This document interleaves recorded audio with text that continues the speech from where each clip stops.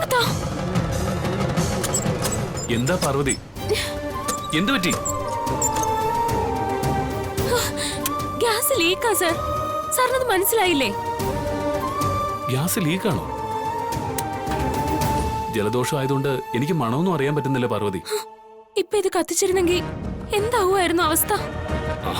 എന്താവൻ, ഞാനിപ്പോഴേ മോളോ. വിശാൽ സർ, ഇങ്ങനൊന്നും പറയല്ലേ.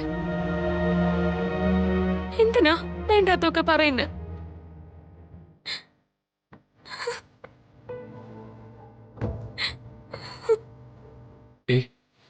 എന്താ പാർവതി, എന്താ ഇത്?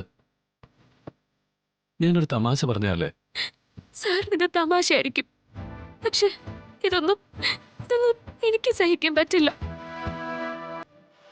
അയ്യേ, എന്താ ഇത്?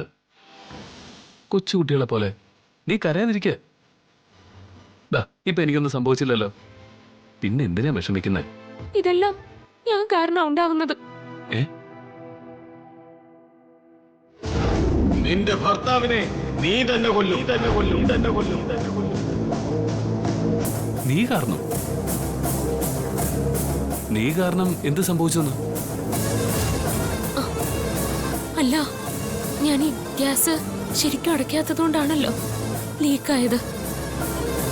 അതറിയാതെ ഈ സ്റ്റൗ കത്തിക്കുമ്പോ സാറിന് എന്തെങ്കിലും സംഭവിച്ചിരുന്നെങ്കിൽ അതിന് ഞാനല്ലേ കാരണക്കാരി?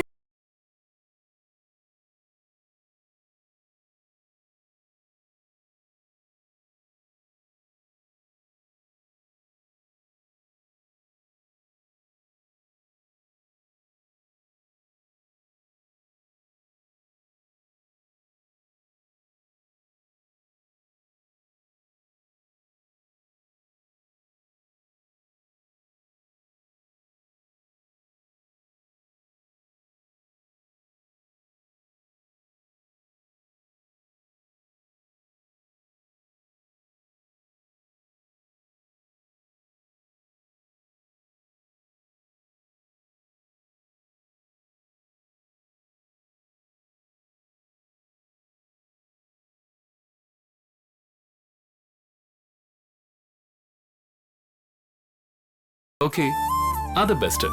പിന്നെ ഒന്നിനും ഒരു തിടുക്കവും കൂട്ടണ്ട. എല്ലാം സാവധാനം ശ്രദ്ധിച്ച് ക്ഷമയോടെ ചെയ്താൽ മതി. കേട്ടല്ലോ?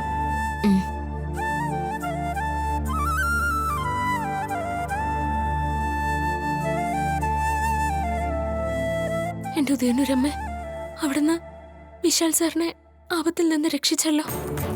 നന്ദിയുണ്ട്, ഒരുപാട് നന്ദിയുണ്ട്.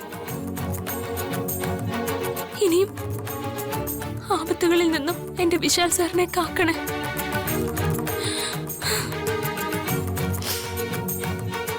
എന്റെ ദേവി.